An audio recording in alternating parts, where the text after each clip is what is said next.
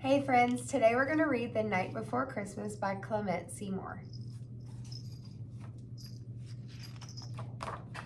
The Night Before Christmas. 'Twas the night before Christmas when all through the house not a creature was stirring, not even a mouse. The stockings were hung by the chimney with care, in hopes that St. Nicholas soon would be there. The children were nestled all snug in their beds, while visions of sugar plums danced in their heads. And Mama in her kerchief and I in my cap had just settled our brains for a long winter's nap, when out on the lawn there arose such a clatter, I sprang from my bed to see what was the matter. Away to the window I flew like a flash, tore open the shutters and threw up the sash. The moon on the breast of the new-fallen snow gave the luster of midday to objects below, when what to my wondering eyes should appear but a miniature sleigh and 8 tiny reindeer. With a little old driver so lively and quick, I knew in a moment it must be St. Nick. More rapid than eagles, his coursers they came, and he whistled and shouted and called them by name. Now Dasher, now Dancer, now Prancer and Vixen, on Comet, on Cupid, on Donner and Blitzen. To the top of the porch, to the top of the wall, now dash away, dash away, dash away all. As dry leaves that before the wild hurricane fly, when they meet with an obstacle mount to the sky. So up to the housetop the coursers they flew, with a sleigh full of toys and St. Nicholas too.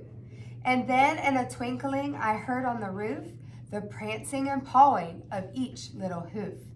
As I drew in my head and was turning around, down the chimney St. Nicholas came with a bound. He was dressed all in fur from his head to his foot, and his clothes were all tarnished with ashes and soot. A bundle of toys he had flung on his back, and he looked like a peddler just opening his pack. His eyes, how they twinkled, his dimples, how merry. His cheeks were like roses, his nose like a cherry. His droll-like mouth was drawn up like a bow, and the beard on his chin was as white as the snow.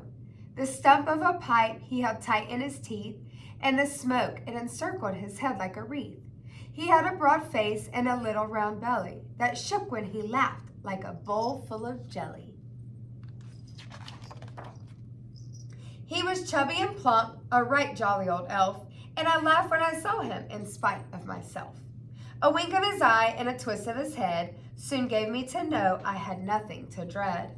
He spoke not a word, but went straight to his work and filled all the stockings, then turned with a jerk. And laying his finger aside of his nose and giving a nod, up the chimney he rose. He sprang to his sleigh, to his team gave a whistle, and away they all flew like the down of a thistle. But I heard him exclaim, ere he drove out of sight, Merry Christmas to all, and to all a good night. Merry Christmas, friends. I love you.